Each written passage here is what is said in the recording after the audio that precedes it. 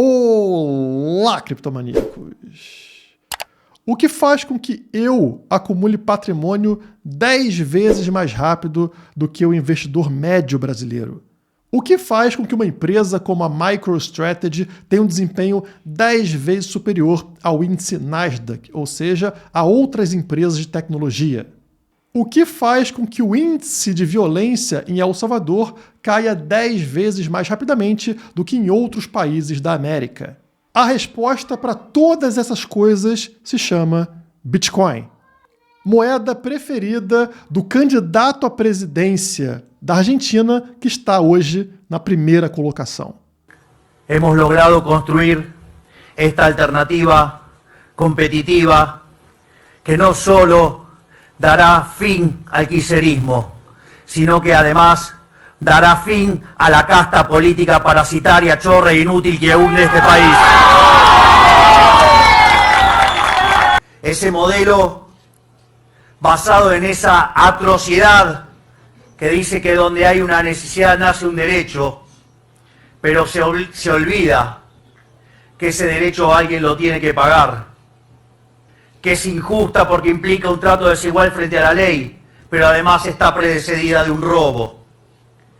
Ese modelo que se traduce en fuerte déficit fiscal, donde Argentina, de los últimos 122 años, tuvo déficit durante 112, haciendo que Argentina sea absolutamente inviable, donde tiene cerca de 170 impuestos y cerca de 70.000 regulaciones, donde no favorece a nadie que quiera hacer un negocio de bien, un negocio honesto, y solo favorece a los ladrones y a los prebendarios y a los amigos del poder. La pregunta es, ¿por qué entonces le temen al modelo de la libertad?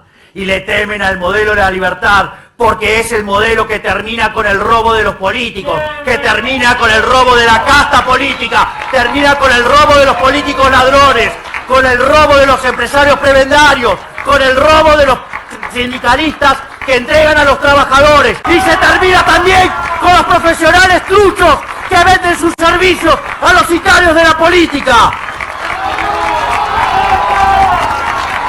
Há muito tempo aqui no canal eu falo para vocês sobre teoria dos jogos e como ela se aplica nas disputas macroeconômicas. O primeiro país a adotar o Bitcoin teria muitas vantagens em relação aos outros, obrigando-os a copiá-lo.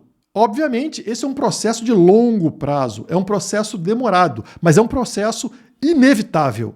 E isso não acontece porque o Bitcoin é uma moeda mágica. Não! É somente uma moeda que respeita a propriedade privada e respeita as leis econômicas. Isso te dá uma vantagem gigantesca quando a gente fala de teoria dos jogos. É como se você que possui Bitcoin, ou uma empresa que possui Bitcoin, como no caso da MicroStrategy, ou um país que possui Bitcoin, como no caso de El Salvador, conseguisse prever as jogadas do seu adversário nesse jogo de xadrez econômico. Imagine você antecipar 10 jogadas num jogo de xadrez. A sua vitória é praticamente garantida. E é isso que acontece quando você respeita as leis econômicas, que é, no fundo, o que o Bitcoin faz. O Bitcoin não pode ser tomado de você sem o seu consentimento, desde que ele esteja, claro, na sua carteira pessoal. Essas e outras coisas tornam o Bitcoin especial, fazendo com que aqueles que o possuam tenham um desempenho muito superior a todos os outros. E pouco a pouco, esse atalho chamado Bitcoin, que ainda é pouco utilizado, começa a ser percebido e utilizado por outros. A primeira coisa que eu quero que você entenda nesse vídeo é que o Bitcoin não é democrático. Você pode se juntar com todo o resto do mundo e querer tomar o meu dinheiro para fazer uma coisa que você entende ser maravilhosa. Pouco importa, você não tem como tomar a minha propriedade sem o meu consentimento, sem eu aceitar que o meu dinheiro seja usado para isso. Portanto, Bitcoin não é democrático. A democracia, na verdade, é um veneno. Ela corrompe, ela permite que as pessoas roubem o que é seu para fazer algo que elas julgam melhor. Mas aquilo não as pertence, portanto, o nome disso é roubo. Ah, mas seria ótimo se o futebol feminino fosse mais valorizado. Por isso, vamos tomar o dinheiro do Guilherme e investir no futebol feminino. Eu não tô nem aí pro futebol feminino. Eu não quero dar meu dinheiro para isso. E esse é um direito meu. E foi basicamente assim que o presidente de El Salvador, Nayib Bukele, agiu por lá, e é por isso que ele é chamado de ditador. Independente da maioria do Congresso, a maioria dos juízes, a maioria da população defenderem o coletivismo, ele foi na direção contrária. Ele foi na direção de você ter o seu dinheiro e você não deve ser roubado para financiar o que eu acho correto ou o que a maioria acha correta. Afinal, é isso que o governo faz quando ele imprime dinheiro. Ele gera inflação e usa esse dinheiro impresso para fazer qualquer coisa que ele ache superior. Na hora que ele mudou a moeda do país para o BTC, para o Bitcoin, ele meio que matou essa possibilidade.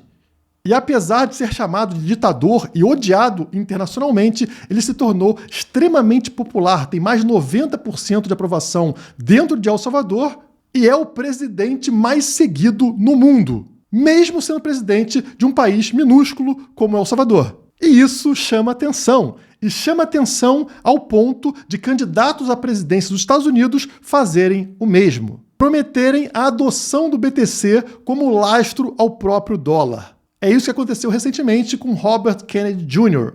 El Salvador, Estados Unidos, não demoraria muito tempo para chegar num país destruído como a Argentina. Ainda em janeiro desse ano, Javier Milei defendeu a adoção do Bitcoin e chamou o Banco Central de farsa.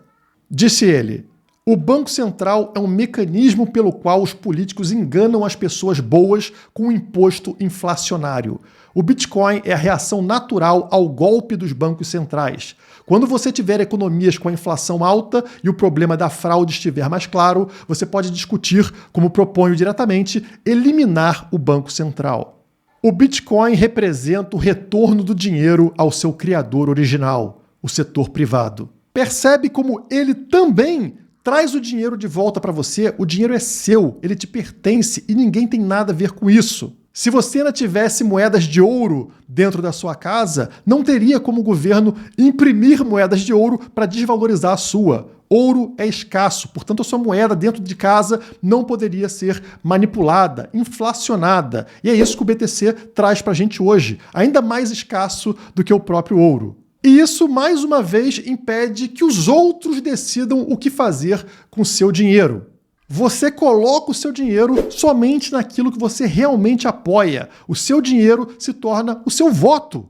Vocês entendem como isso é completamente diferente do que acontece hoje? Independente de você ser de direita ou de esquerda, atualmente funciona da seguinte forma: tudo que eu não gosto deve ser proibido. Tudo que eu gosto deve ser um direito pago pelos outros. Explico, podemos colocar aqui o direito individual de duas coisas: uso de armas e drogas. Dependendo do governo que estiver no poder, direita ou esquerda, ele vai usar o dinheiro de todo mundo para incentivar uma dessas coisas e para proibir a outra. Se você não gosta de alguma coisa, não use. Mas você não tem o direito de proibir aqueles que gostam de fazê-lo dentro da propriedade deles. As coisas se resolvem por contratos livremente pactuados entre as partes, e não por coerção, que é o modelo estatal. E quando você não respeita isso, não respeita o direito das pessoas investirem somente no que elas concordam, o resultado é catastrófico. Voltamos para a Argentina para ver como isso aconteceu. A inflação da Argentina atualmente está em 116% ao ano. Ou seja, todo ano o governo mais do que dobra a quantidade de dinheiro na economia. Ele imprime esse dinheiro para fazer aquilo que ele bem entender, e não aquilo que cada indivíduo na Argentina faria com o próprio dinheiro. Qual é o resultado? O governo, obviamente, vai usar esse dinheiro para ganhar poder, para ganhar controle. Na Argentina, 55% de todos os trabalhadores registrados são empregados pelo governo.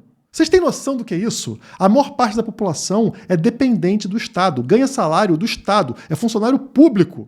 Uma minoria precisa trabalhar para bancar isso. Essas pessoas são roubadas para bancar um sistema parasita, um sistema de pessoas improdutivas, onde você não quis contratar essas pessoas, mas você é obrigado a bancá-las. E é por isso que, pouco a pouco, esse número aumenta. E a mesma coisa está acontecendo pouco a pouco em tudo que é lugar, incluindo no Brasil. 13 estados brasileiros têm mais gente com Bolsa Família do que empregados. Todos os estados em laranja no mapa do Brasil têm mais gente com Bolsa Família do que trabalhadores. Tem estado como o Maranhão que tem 2 pessoas recebendo Bolsa Família para cada um que trabalha. E olhando para o Brasil como um todo, os beneficiários do Bolsa Família chegam a 51% dos trabalhadores com carteira. E olha como esse número vem subindo de 2022 para cá, saindo dos 35% e atingindo 51%. Mas essa escravidão tende a piorar. Com o Drex, com o real digital, você não vai poder comprar com dinheiro, que é seu, aquilo que você quer. E não sou eu que estou falando isso. Olha a matéria da CNN sobre o Drex e como eles ficaram animadinhos com essa nova tecnologia. O nome da primeira moeda digital do Brasil foi definido hoje e será Drex. A escolha foi comunicada pelo Banco Central e, de acordo com o BC, a expectativa é de que a nova tecnologia esteja disponível ao público em 2024. Mas há um outro exemplo na próxima tela, bem interessante, que está sendo destacado pelo Banco Central nos últimos eventos sobre a moeda digital. Por exemplo, em programas sociais, Márcio. Hoje não há como carimbar o dinheiro de um programa social. Por exemplo, o governo tem o Vale Gás, o dinheiro dado às famílias para a compra do gás de cozinha. Então o governo cria, por exemplo, usa o Drex para pagar o dinheiro, o Vale Gás, o dinheiro para as famílias comprarem o gás. E o beneficiário recebe este dinheiro pelo Drex na sua conta corrente e este dinheiro ele vem carimbado, programado pelo governo, que é o emissor da grana. Diz, por exemplo, que não pode usar para comprar roupa numa loja ou para comprar alguma coisa, um cigarro, por exemplo, não é permitido. Mas o dinheiro vai perceber que ele está sendo usado, por exemplo, num CNPJ que vende gás de cozinha e aí, neste caso, a compra é concretizada. Então, como se o dinheiro ficasse bloqueado na minha conta para aquele fim. Exatamente. Incrível isso, hein? O dinheiro percebe para onde ele está indo. Sim. E se não tiver de acordo com a regra original, ele simplesmente não liquida aquela operação, a compra não é feita. É incrível isso. Aparentemente vai funcionar muito bem se cumprir realmente todas essas exigências, digamos assim. Inacreditável! Eles estão comemorando o fato de que você, com seu dinheiro, só pode comprar aquilo que o governo determinar. Ah, o governo te deu um dinheiro para comprar gás. Então, você só pode comprar gás. Eles não percebem onde isso pode levar. Quanto tempo vai levar para o governo estabelecer que comer carne faz mal para o meio ambiente? Logo, vão limitar quanto de carne você pode comprar com o seu dinheiro. Ou precisamos aquecer a economia brasileira? Vamos colocar uma validade no dinheiro para que você gaste o seu dinheiro mais rapidamente, aquecendo a economia. E a consequência é que, pouco a pouco, isso vai destruindo a economia local. Como um país como o Brasil, com um sistema absurdo desse que a gente está vendo nascer, vai competir com países que adotaram o BTC. Dá para entender por que o BTC vai cada vez ser mais adotado por pessoas, empresas e países. Mas não se enganem, o que muda as coisas não é um político, seja ele quem for, e sim a tecnologia adotada, o BTC. Essa teoria dos jogos, esse avanço que a gente está vendo, acontece de forma inevitável porque o Bitcoin é uma moeda superior às outras. Um político pode acelerar esse processo, como, por exemplo, o Milei, que acha que entrando para dentro do governo, ele pode boicotar o Estado. Eu não acho que isso funcione. Eu acho que as coisas acontecem de forma natural devido ao avanço tecnológico. Mas, enfim, boa sorte para ele nessa difícil missão de ir contra o sistema parasitário. Se gostou desse conteúdo, deixa o like e se inscreve no canal. Por hoje é só, muito obrigado e até a próxima.